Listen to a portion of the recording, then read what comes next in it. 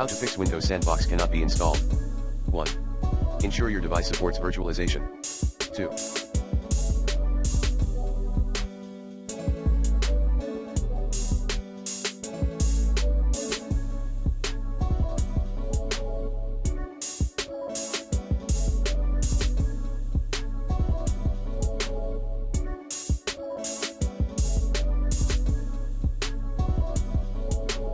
Enable hardware virtualization in BIOS. Note, you may need to perform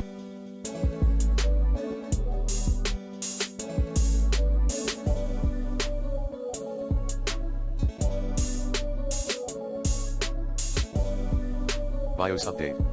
3.